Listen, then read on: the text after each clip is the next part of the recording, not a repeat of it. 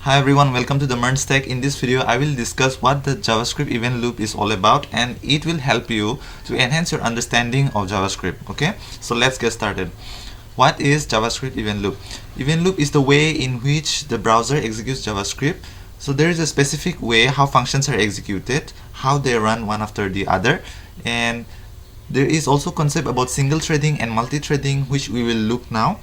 And knowing this will help you to build a better web application, keeping the thing of event loop in mind. So first we have to discuss single-threaded and multi-threaded process so that we can understand event loop much better. So JavaScript is single-threaded, and there are other languages like C++ and PHP that are multi-threaded. So what is threading? Threading is just a process, okay? So nowadays we have operating systems which can do multitasking. It can run multiple programs at once. It has multiple CPUs, multi-core CPUs, right? Like dual core, quad core, and all this. So if we have multiple threads, then we can run a program simultaneously and execute them in multiple CPU cores. But JavaScript, this is not the case in it. What happens is that there is only one thread, so everything will have to be executed only in one CPU. It cannot run in multiple cores of the CPU. But PHP, you can break down a language. You can break down the program into multiple threads, okay? And each of them can run independently. But in JavaScript, everything will have to run in this one single thread. So this is the limitation of JavaScript. Now, if you do some heavy calculations, okay, like processing something or a mathematical thing, or running game in the browser, then there may be some lags because everything will have to be run in one single thread. It cannot run in multiple CPU cores. But PHP could have broken down the program into multiple threads, or Java, some similar examples. But also there is one advantage of single thread is that the programs are quite simpler compared to multi-threading. You don't have to care about that, and all this will be handled by the program. But even after being single-threaded, there is a smart technique how JavaScript is handled and executed, how so many functions that we execute, how are we getting interactive applications in the web. So this is the thing all about event loop. Because of how event loop was designed, you can execute it in the manner that we expect. So let's understand the components of the event loop. There is an additional thing called heap, and you don't have to worry about it because heap is very simple. It's just a free memory where all the variables that you declare, all the objects, the arrays, they are stored here. And most of the programs, they use heap in memory. There will always be some kind of heap, okay, which stores the it's like a memory space which stores all the variables, okay, and the data, the functions, anything like that. The next thing that we need to discuss is about the call stack, browser API, and event queue. And these three are the most important things that we need to understand to know the event loop very well. So call stack is the place in memory, okay, where all the functions which are currently executing are here, okay. If suppose a function called myfunc is running right now, then it may have console log and lots of other browser APIs, okay. These are called browser APIs because these are provided by the browser. These are the implementations in the browser, like add event listener, set interval, okay. There are many other functions, and the current function which is running is in the call stack, okay. And there is the third thing called the event queue. I have explained the browser APIs. These are the functions provided by the browser, and their implementation runs differently from the main thread. As we have learned that JavaScript is single-threaded. There can be only one thread. There cannot be multiple threads like that, right? Like PHP or C++. But browser APIs don't run in the main thread, okay? They run separately from this. That's why we can call event listener and some other functions like such as canvas and all this. They don't block so much. These are called blocking code. Synchronous code is blocking code. They don't block so much because they run separately from the main thread. So this is kind of multi-threading, but you don't have control of that. Any code that you write is in the single thread, but some of the APIs and the functions that you use from the browser run in a different thread, okay. So these are the browser APIs which run separately, and what happens whenever this browser API completes, or some event is triggered by the user, such as click, double click, or keyboard function. They are pushed to the event queue. Okay, so this event queue, it's a queue data structure. Okay, first in, first out. So the messages which are pushed first is executed first. Okay, so if timer came first, this timer will go out of this event queue and it will start executing in the call stack. Okay, so if we do double click, these are messages. So click, timer, all these are kind of messages, and each of these messages have an associated handler function. Example, event listener, this API will have an handler function for click. So this click message will execute the handler function once it pushes to the call stack. Okay, but one thing you need to remember, before the function goes to the call stack must be empty. When all of these things will execute, only then the next message in the queue will go to the call stack and all its depending functions will run. So this is the basic thing about event loop and how it works, okay, right? How it works together. Now we'll see an example which will help you to clarify the knowledge which you have understood, and I know you're kind of confused and I was also confused too, but understanding it helped me a lot. Okay, so this is the example that we are going to look, where we'll be using set timeout, and this example is going to make your understanding more clear about the event loop. Okay, so let us look at the code first. So this is a function bar and bus, and these are arrow functions, okay, in ES6, and it runs just console log. It outputs just the name of the function. If the function name is bar, then it just logs out as bar so that we can know that it was called. Then the next is bus, and this is the same. Okay, so these two are just small functions which does these jobs of printing the messages. But the main thing which is going to enhance our understanding of event loop is the foo function at the below. This is also an arrow function, but check the body of the function here. We have console log foo. Okay, this tells us that we are outputting the name of the function. Then we have set timeout, which calls bar. Can you see this bar function? This bar function is called in set timeout after 0 milliseconds. Or is it? Actually, this is not the minimum time. This 0 is not the minimum time. After which, I mean not the guaranteed time after which this function will be executed. This is actually the minimum time. Okay, it may be executed after 5 milliseconds or even 10 milliseconds. Nobody knows that, and it will depend on how much code is left to finish the execution. Only when all the code that is executed in this function, and then only thereafter this set timeout bar function will run. Okay, in this entire example I'm going to explain the process to you. Then after that we have bus. This should output bus, right? If bar is called, it should output bar. If bus is called, it should output bus. So first, our expected output is there should be foo.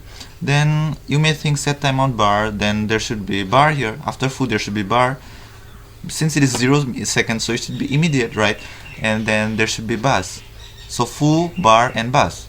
But this is not the case. Okay, we see foo, bus, and bar. So after foo, this bus is executed, right? This console log bus. And then after that, everything that has executed in the function, the bar runs, right? So let us see what is the mystery that is going on behind this thing, right?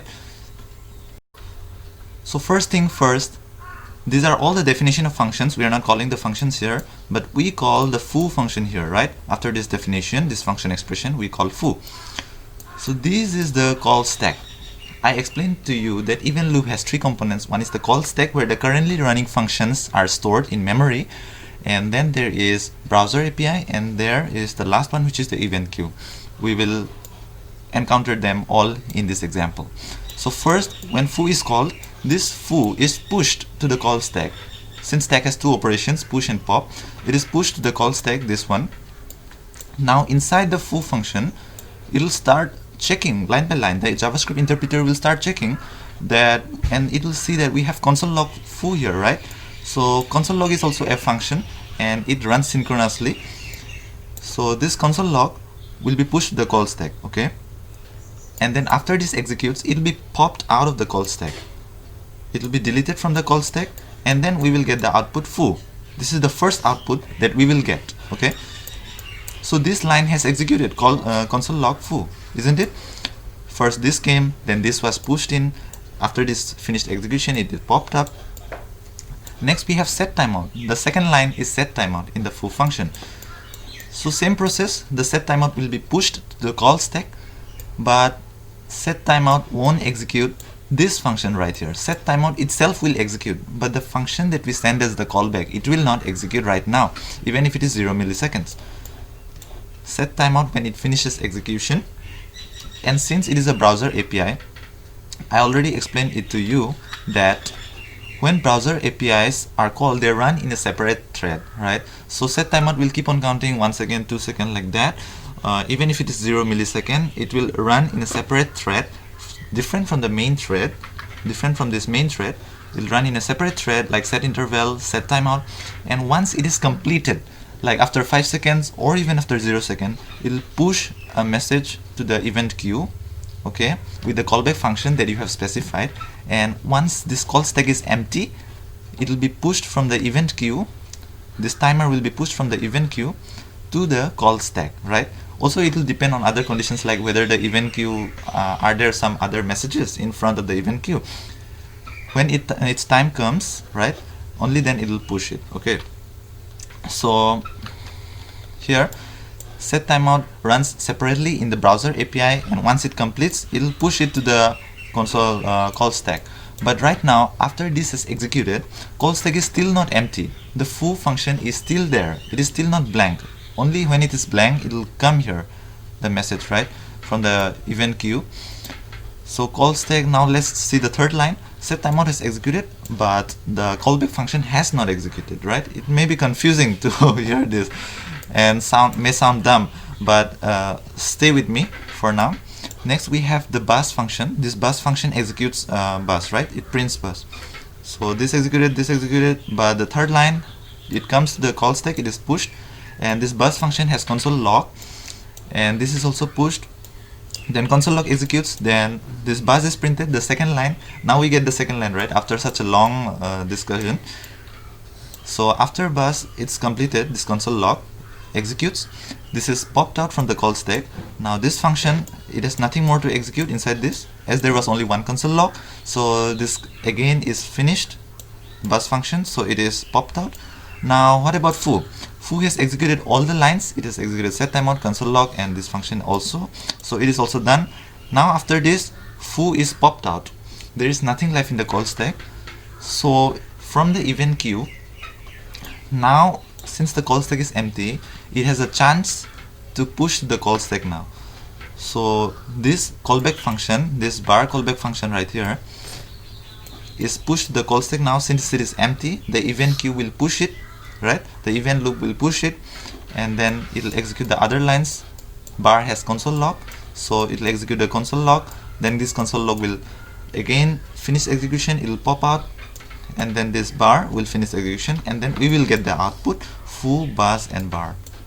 So this concept is a little bit hard to understand, but you should read some articles. And this image I have taken from an article which I will link down below from Flavio Copes. They write really great articles, and you'll understand better when you read that article. So this is the thing overall, which we have browser APIs, event queue, and if there are messages before the event queue, they must execute first, right? And event queue messages are executed, they are pushed to the call stack only when it is empty. So you should remember these things, right?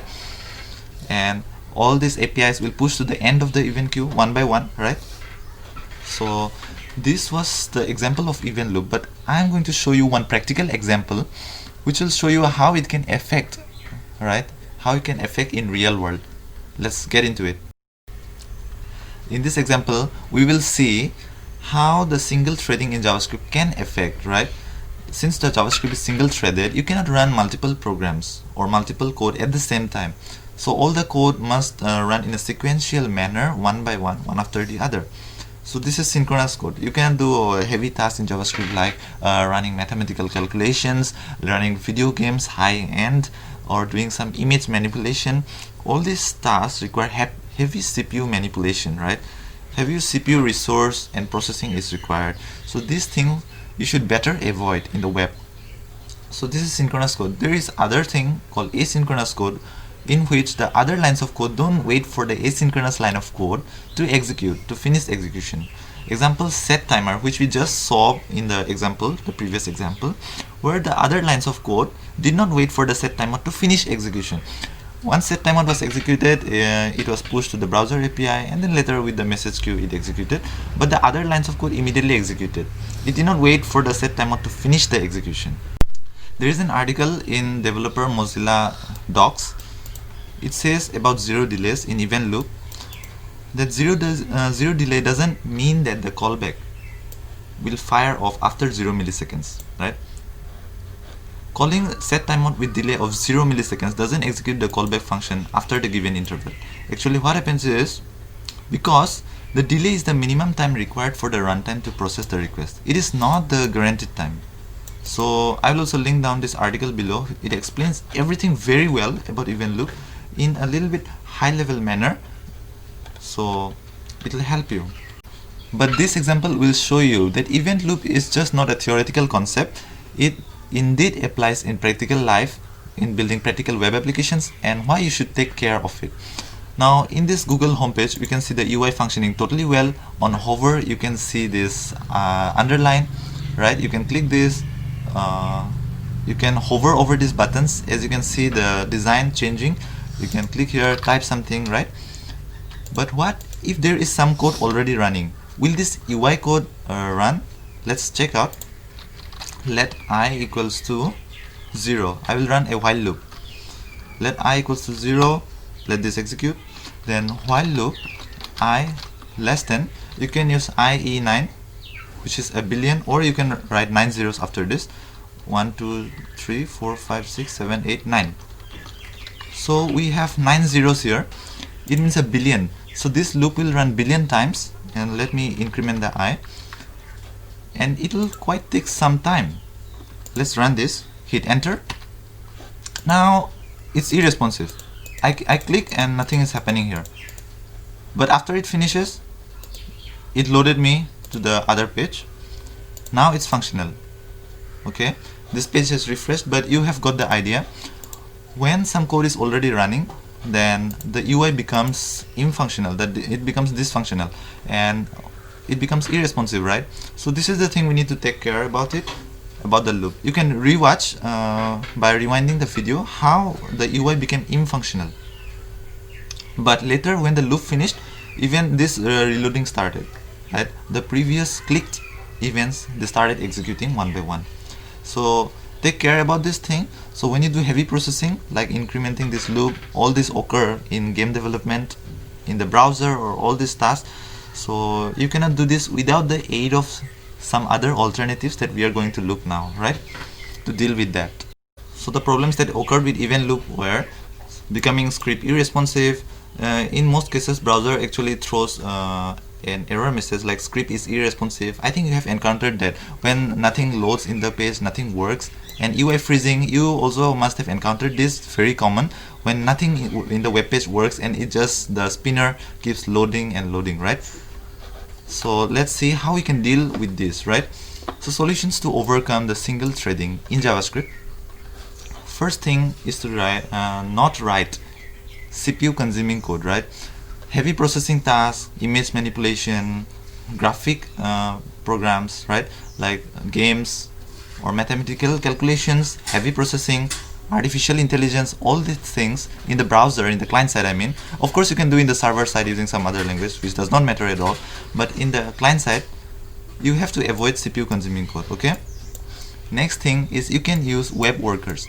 Now web workers is such an amazing thing that in the client side itself you can run multiple threads. This is the solution to single threading in JavaScript. This is the kind of true solution, you can say, where you can run different thread. You can run JavaScript in a separate thread than the browser code, right?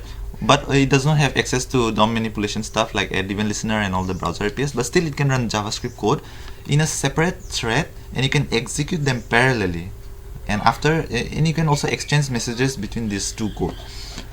And the third option is to use WebAssembly, which allows you to execute native code right in the browser, so it's much faster. So even if you write CPU code, it will execute much faster than normal JavaScript. With the help of WebAssembly, you can run C++, Java, right, and other languages right in the browser, but they don't have access to DOM manipulation stuff. So it works together with JavaScript.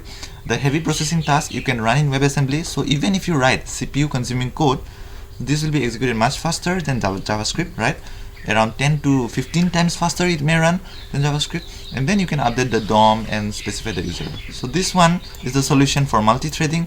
This one is the solution for writing faster code, right? So this was everything that I could tell you about event loop, and I'm going to link down all the articles below in the description of this video that you should check out. I definitely recommend that, and please let me know what do you think about this explanation, and do you want more of that, like that videos. Also, I'll be sharing insightful videos which I used to do before, right? I used to talk about technologies and share my experiences, but this kind of videos where I explain something valuable will also come. So thank you for watching this video of MERN Stack, and please like, comment and subscribe to the MERN Stack.